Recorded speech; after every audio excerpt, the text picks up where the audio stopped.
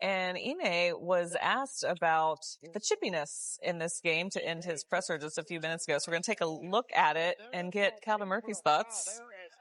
Well, Detroit had to do something. The Rockets had control. They had the tempo, which we talked about, of the game. So they had to do something to change all that. So what did they do? They tried to play bully ball out there. They tried to get the Rockets into a scuffle, tried to get their mindset away from what they were doing well.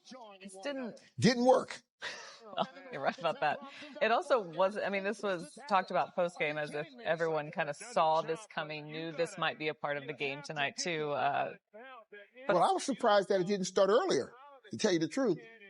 We talk so much about rivalries, and we talk about interstate rivalry, of course, with San Antonio and Dallas, but it seems like the Rockets have more of a rivalry with Detroit now when they meet up. It is Rivals Week, isn't it? Isn't it still Rivals Week?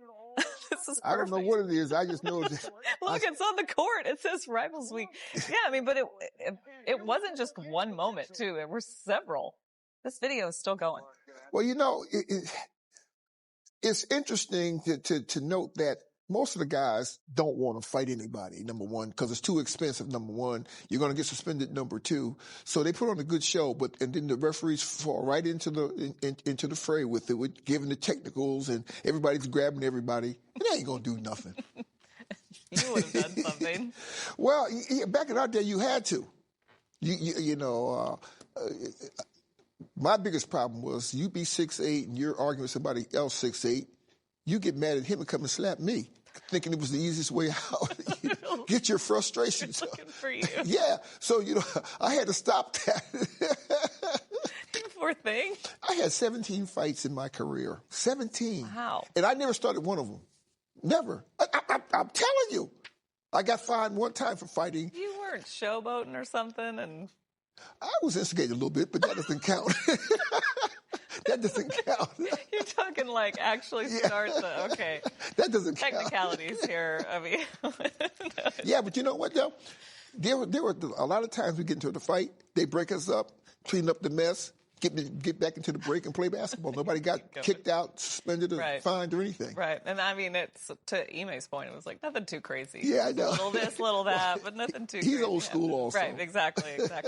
Yeah, no, it was good. And, there were emotions in this game. And I think one thing to note is the emotions from last night, too. The Rockets have had a crazy 48 hours of just the two games that they've played here and the two teams they played against. In all sincerity, I'm very, very pleased with the way how they maintained their composure. Because they were frustrated from last night's game, and they got in late this morning, and they're tired, and it's easy for your emotions to show and affect the game the second night. And it didn't happen this way. Yeah. So, maybe they're maturing as a unit in these back-to-back games. Because, we lost 4 back-to-back games that I feel we should have won. Mm-hmm. And so they're learning from their mistakes from the past. Yeah. Well, too, that this game was two teams that had family. So there were some brothers involved too, which is the fun dynamic in all of this. It's like, how are these guys going to react? We had the twins going up against each other tonight, which is always a fun matchup. This was the 5th time these two have matched up against each other. Amen now leads in this series, if you will, the twin series, 3-2, and Amen with the better night.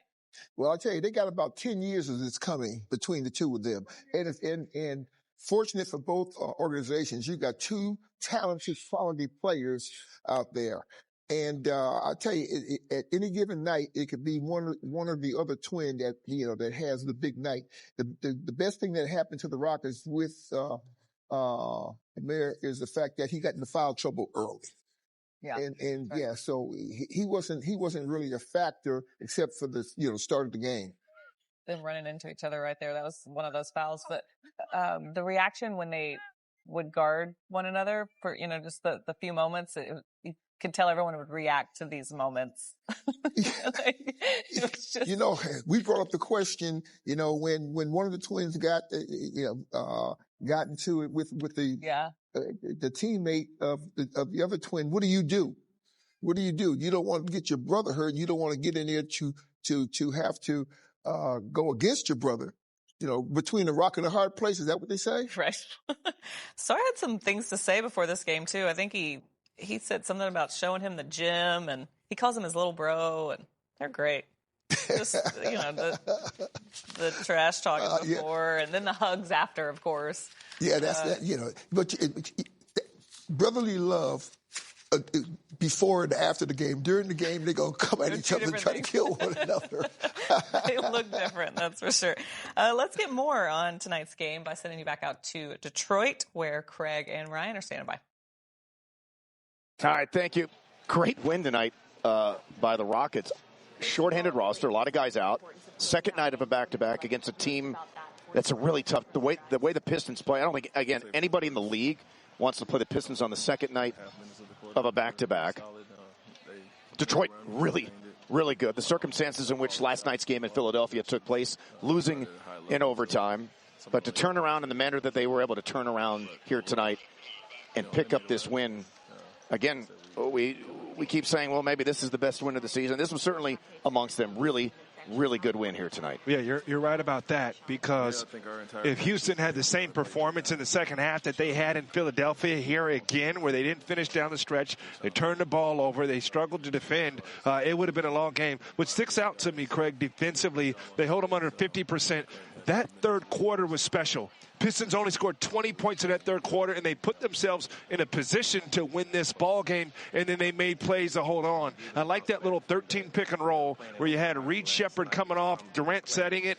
I think that could be money for the Houston Rockets going down the stretch. But again, Kevin Durant masterful, but you had enough hustle plays, enough hard work, a little dust-ups in the second half, and that's Houston Rockets basketball. When our guys play hard and they're physical, those are the results of the ball game. 10 of Reed Sheppard's 15 points in the third quarter. Again, Kevin Durant brilliant with 32. But this win does not happen if not for some of the grunt work from guys like Jabari Smith Jr. Yes.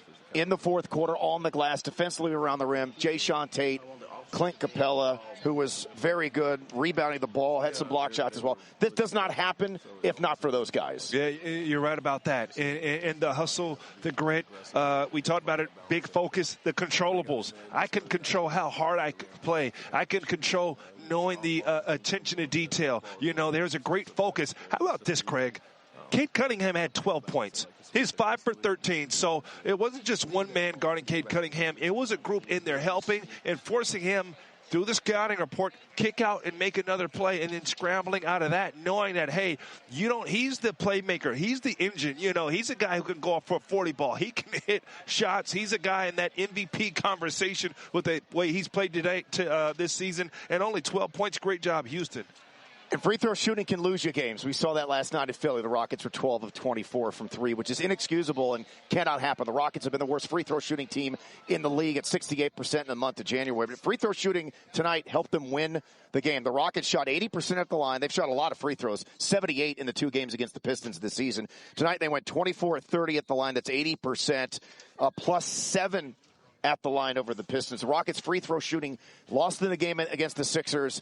It helped them win the game tonight against the Pistons. That's point, Craig. A lot of this is mental.